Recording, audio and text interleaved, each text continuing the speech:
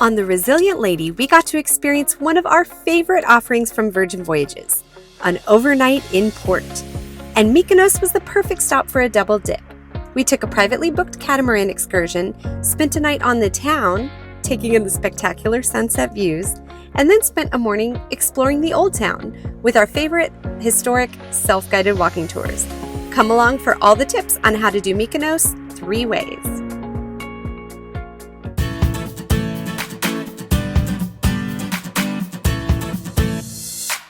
We were very lucky because on this particular sailing, we docked as opposed to needing to take a tender to get onto the port, which not only is it just easier because you don't have to take a tender and it's just super quick and easy to come and go, but it also meant that we are going to be able to make our excursion with no timing issues. We booked our excursion with Get Your Guide, and the time on the excursion says 9:30, but they actually came back to tell us that the meeting time was 8:40, and the ship kept saying that it would be getting in at 9 a.m. But we actually probably cleared to go ashore as early as 8 a.m. and we walked off at 8:30, and we're meeting right at 8:40 when they wanted us to. So, hey ship, there you are in the background. We can't guarantee that you will get in half an hour early. Half an hour or anything like that. Early, or we can't even guarantee who gets the dock. You can go on the Mykonos cruise port website and you can see all the different ships that are in on any given day. We didn't really know until we didn't have to book tenders in order to get off of Mykonos, and that was kind of our clue that we were in the clear. It seems to be the biggest or one of the biggest ships will get the dock every day. Right, unless it's too big, at which point, well, obviously, if it's too big, it's too big. But it does seem like they err towards whichever is the larger one, or in our case, we're an overnight, and no one else, I think, today is an overnight. So it's also just more practical to give us the dock. We met with the tour group at a coffee shop just off the cruise port before heading to their boats on a nearby pier. I did not expect the waters to be so choppy. I did not expect the waters to be so choppy. So we took the Dolphin Navigation morning catamaran cruise, including lunch. I think it's marketed as a snorkeling cruise. Talk through a couple of things. First off, so we bought it through Get Your Guide. There were 4 groups, 3 couples, and 1 family of 4. So in total, it was about 10 people in addition to the 2 crew members. To your point, it was very choppy. And a lot of the reviews that you read talk about just how rough the seas are, and a lot of people say in the reviews, like, well, if the seas are that rough, you should always cancel. It's like, well, I get the sense that if you're gonna cancel for like somewhat choppy seas, then they're probably not going to be running a catamaran program anymore, because it seems like this is a pretty consistent situation. A GNC in the bay right outside Mykonos, and it definitely is choppy. You feel it as soon as you pull out. I actually think they set you up by saying, like, literally the first thing they say when they sit you down for your safety briefing is, if you're going to get seasick, do it outside of the crew area. Do not try to run into the bathroom. They're like, we'll give you a bag, do it over the side, do not go into the boat. That is your one thing to take away today. It was like, yeah. Oh. So everyone's kind of like, oh, I guess I'm getting seasick on this. We kept spotting these photo shoots happening with incredible dresses blowing in the wind. This seems to be a common tourist offering, but it looks really cool. So our boat took off and started heading toward the bay where we were intended to go. Yep. And it was overwhelmingly choppy. And you know, I could manage it, I could stomach it, but only because of that Dramamine I took just as I was getting off the ship. This video is brought to you by Dramamine. Not because of any sponsorship, but just No. because this video would not have happened Had it if I not been had for not taken Dramamine. This is fair. They say, so we can go to the main destination where we were intending to go, but, and say this, if you're chicken, then we can go to the tiny little sheltered bay, which they don't tell you is literally just like, it's like literally just on the other side of Mykonos Old Town. So you don't really go anywhere. But over there, while you can take the shuttle into the old town and wander around and end up in that bay, there's not really a beach to speak of. There's a small little waterfront. There's a lot of rocks. And so I don't think too many guests from the ship are going to be swimming in that water. No. Being in the water on the catamaran is probably the best way to do it. And we did at one point get brave enough and warm enough that we were ready to jump in. Yeah. Here we go. Okay.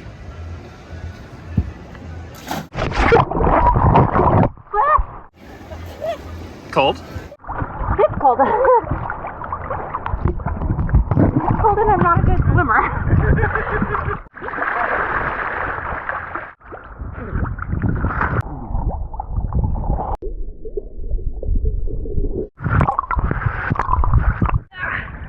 It takes your breath away, doesn't it? Yeah. I know what they are.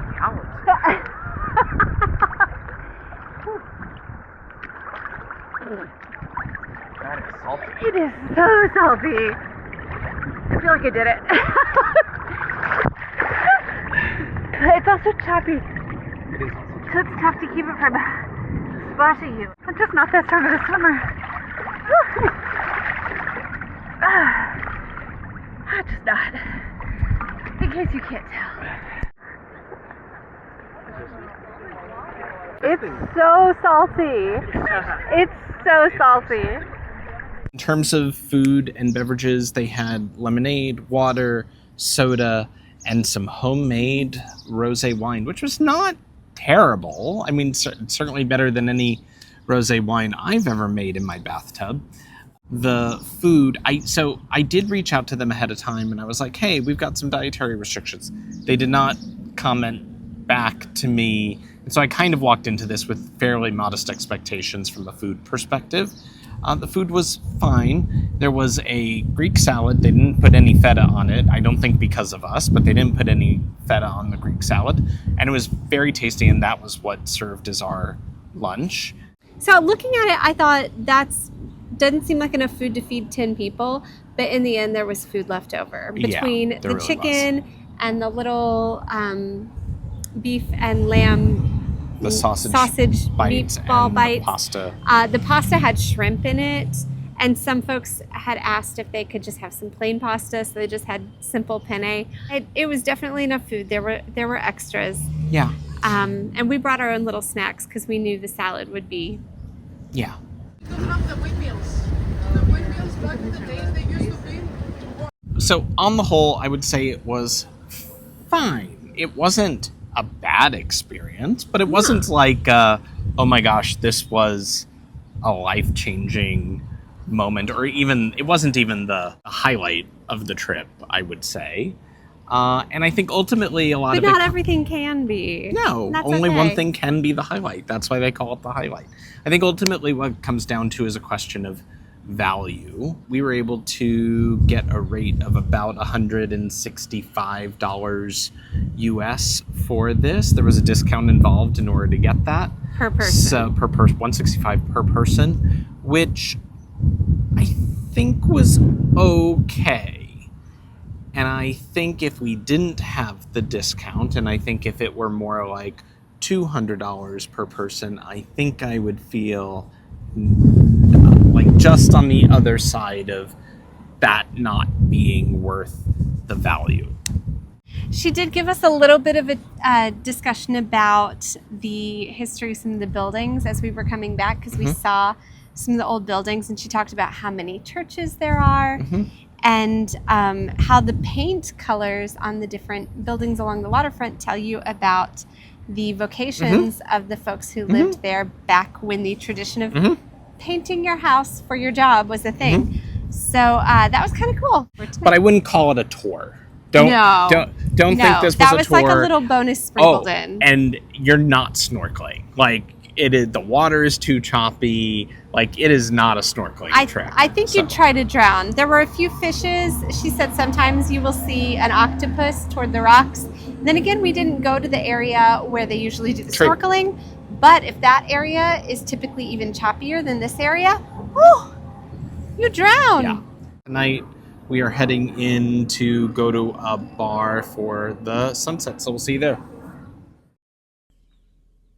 After dinner on the ship, we had reservations at Sky Bar to catch the perfect sunset from their rooftop location.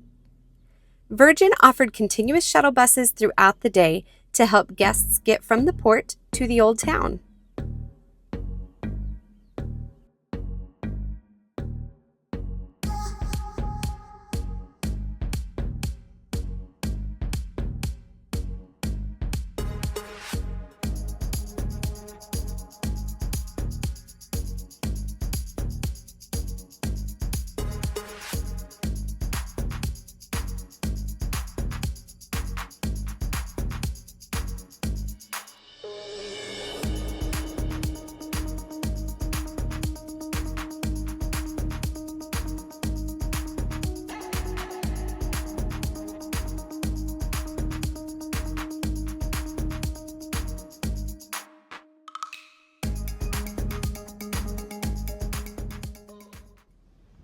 We absolutely love a self-guided historic walking tour, and that was the plan for our second day in Mykonos. It was a windy one.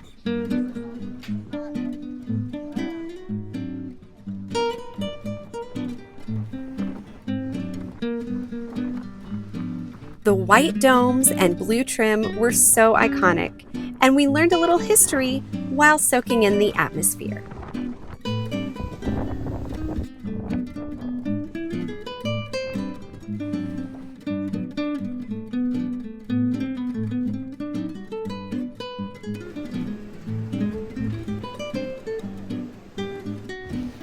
Just want to sit and have gelato on these steps. Then we were hungry for this gorgeous gluten-free breakfast at Nice and Easy Bistro.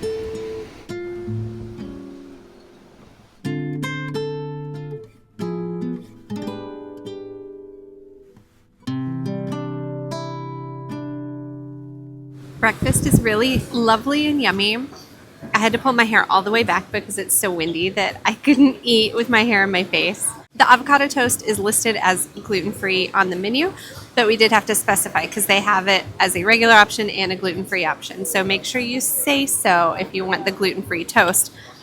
And we're pretty confident this is the gluten-free toast because they're little tiny gluten-free bread-sized slices, and no self-respecting European would ever eat such tiny bread unless they had to. Just up the hill from the restaurant were the iconic windmills. It was so windy, I thought I may get swept into the ocean. Wear shorts under your dress. So in Mykonos, it's not just blue and white. Some of the houses are painted green or red, and those used to be codes for the vocations of the folks who lived there. If your house was blue, you worked on the sea like a sailor or a fisherman. If your house was red, you probably also worked on the sea, but in trading and sales. And if your house was green, you worked in agriculture and worked the land. I love that. Now that we're set back a little bit, there's still a breeze, but it's not quite as intensely windy as it is down in the water.